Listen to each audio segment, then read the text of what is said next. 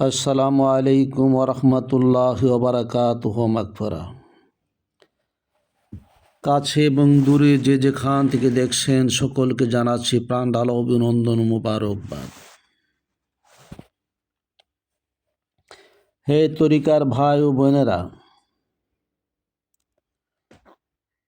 আজকে আপনাদের সামনে খুবই তথ্যবহুল একটা আলোচনা নিয়ে আসছি। আমরা আল্লাহ রাব্বুল আলামিনের এই দুনিয়াতে বসবাস করি।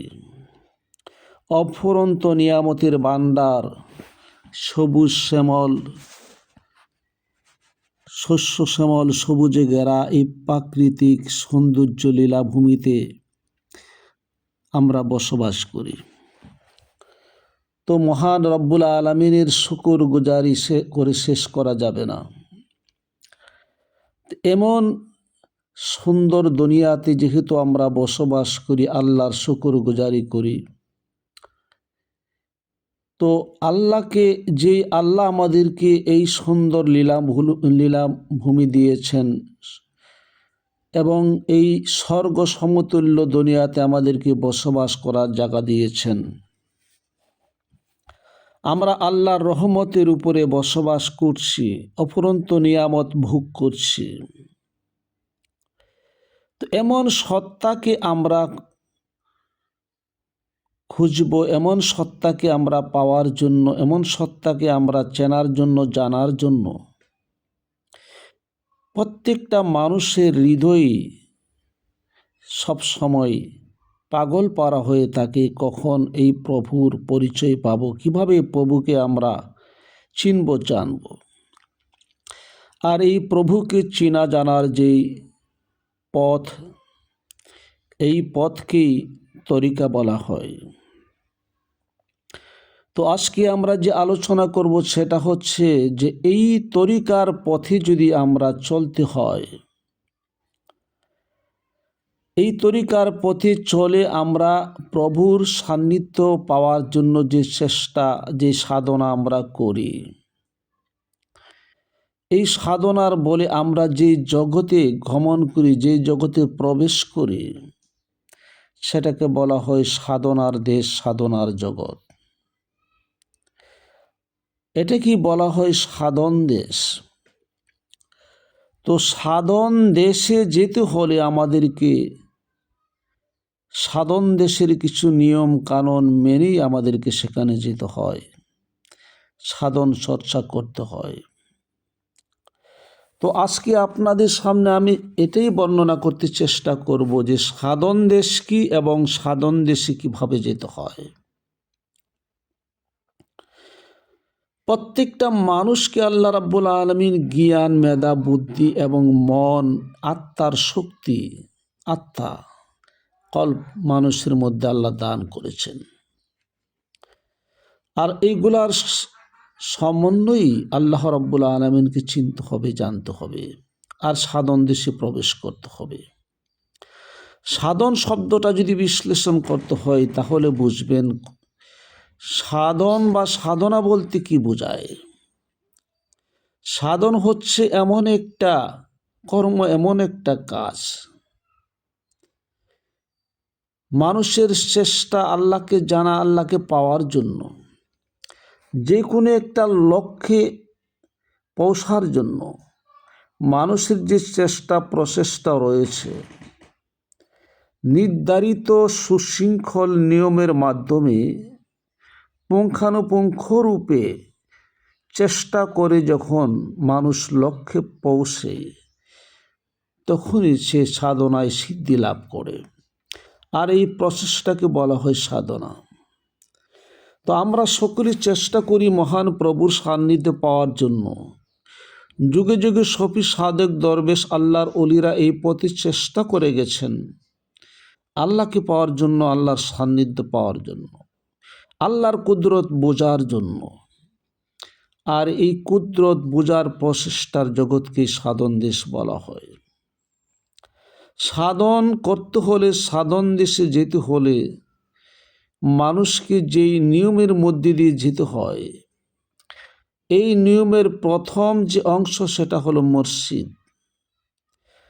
মুর্শেদ যদি মানুষ না ধরতে পারে, উপযুক্ত মুর্শিদ যদি কেউ ধরতে পারে, উপযুক্ত মুর্শিদ বা গুরু কোনো মানুষ যদি ধরতে পারে, তবেই সে সাধন দেশে যেতে পারে।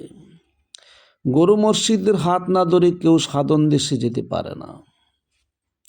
কারণ সাধন দেশের নিয়ম নীতি, নিয়ম কানুন অনেক জটিল। ক্ষণিকে মানুষ উঠে যায় উপরের স্তবকে, আবার ক্ষণিকে মানুষ নেমে যায় নিম্ন স্তরে। ক্ষণিকে মানুষ ইমানদার হয়, আবার ক্ষণিকে মানুষ বেঈমান হয়ে যায়। সাধন দেশে যাওয়ার পথ বড় কণ্টকাপূর্ণ। এই পথ মানুষকে আল্লাহর সান্নিধ্যে পৌঁছে দেয়, আবার এই পথ মানুষকে শয়তানের কাতারে নিয়ে যায়। এই জন্য সাধন দেশের নিয়ম কানুন ভালো করে বুঝেই সাধন দেশে পা রাখতে হয়। এই জন্য প্রথম গুরু ধরতে হয়, মসজিদ ধরতে হয়। মসজিদ ধরার পরে মসজিদের মন্ত্র নিয়ে এই পথে এগোতে হয়। এই পথে যাওয়ার জন্য আমরা যখন যাত্রা শুরু করব, তখনই আমাদেরকে একটা ঠিকানা ভালো করে বুঝে নিতে হবে। আর এই ঠিকানার প্রথম ধাপ হলো, আপনি যে গুরু বা মসজিদ ধরেছেন, আপনার এই মুর্শেদের চরণতলে আপনাকে নিবেদিত করতে হবে। আপনার জীবন, আপনার কর্ম, আপনার সব কিছুকে মুর্শিদের চরণে সুপর্দ করে আল্লাহর উদ্দেশ্যে নিজেকে উৎসর্গ করতে হবে, বিক্রয় করে দিতে হবে। মুর্শিদের প্রেমে ফানা হয়ে যেতে হবে। এটাকে বলা হয় ফানা ফিস শেখ। দ্বিতীয় নম্বরে যে ধাপ, সেটা হলো মুর্শিদের প্রেমে ফানা হওয়ার পরে আপনি মুর্শিদের মধ্যে দেখতে পাবেন ফানাফির রাসূল, রাসূলকে খুঁজে পাবেন। আর রাসূলের স্বরূপ যখন আপনি খুঁজে পাবেন, তখন আপনার এই জীবনকে রাসূলের প্রেমে ফানা করে দিতে হবে। রাসূলের প্রেমে ফানা হওয়ার পরে আপনি নিজেকে একজন আল্লাহওয়ালা দেখতে পাবেন। আপনার মধ্যেই দেখতে পারবেন আল্লাহর কুদরত নিহিত আছে। আপনার মধ্যেই বিশ্ব ব্রহ্মাণ্ডের সকল কুদরতের খেলা অনুভব করবেন। তখন আপনাকে তৃতীয় ধাপে ফানা ফিল্লাতে চলে যেতে হবে, অর্থাৎ আল্লাহর প্রেমে নিজেকে ফানা করে দিতে হবে।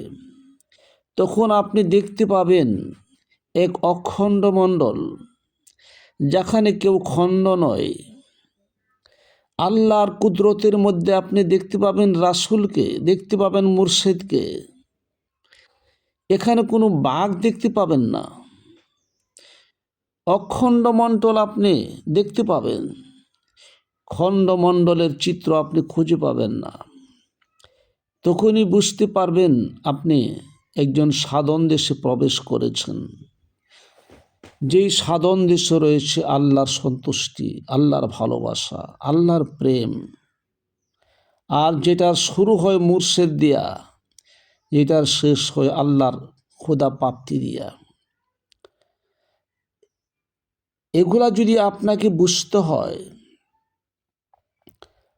তাহলে আপনাকে একজন ভালো কামেল মুর্শিদের হাত ধরতে হবে। কামেল মুর্শিদের হাত ধরে আপনি মুর্শিদের মন্ত্র আগে তালাশ করতে হবে। আমাদের জীবনের প্রারম্ভ থেকে মুর্শিদের হাত ধরে আমাদের যাত্রার প্রারম্ভে আমরা সবচাইতে বড় যে বিষয়টা, এটা হচ্ছে সত্যের উপরে পা রাখা। মুর্শিদের কাছে ওয়াদাবদ্ধ হওয়া যে সত্যের বাহিরে আমি চলবো না, অসত্যের লেশমাত্র আমার মধ্যে থাকবে না, আমার মধ্যে যা থাকবে তা সত্য।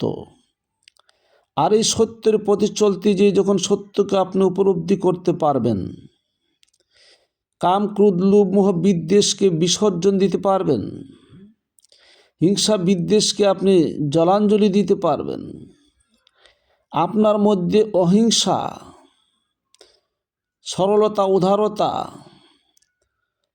এবং স্বার্থপরতাকে পরিহার করে সরলতার মধ্যে যখন আপনি নিজেকে আবদ্ধ করতে পারবেন, মোহমায়া দুনিয়ার চাকচক্যকে বিসর্জন দিতে পারবেন, মুর্শিদ প্রেমে ডুবে আল্লাহর পথে আল্লাহর কুদরতকে খুঁজতে দুনিয়াকে বিসর্জন দিবেন, তখনই আপনি সত্যকে খুঁজে পাবেন। তখন দেখবেন দুনিয়াটা সত্য, আর এই পরম সত্যই হচ্ছে খোদা। পরম সত্যকে উপলব্ধি করতে পারলে একজন আল্লাহওয়ালা হয়। আর এই আল্লাহওয়ালা হওয়ার পথটা অতি কণ্টাকীর্ণ, খুবই ঝুঁকিপূর্ণ। এই সত্য বোঝার জন্য ভালো একজন কামেল মুর্শিদ ধরে এই সাধন দেশে প্রবেশ করার চেষ্টা করুন। সাধনের মাধ্যমেই আপনার জীবন উজ্জ্বল হবে। ওয়াখিরি দাওয়ানা আলহামদুলিল্লাহি রাব্বিল আলামিন ওয়াসসালাতু ওয়াসসালামু আলা রাসূলিহিল কারীম।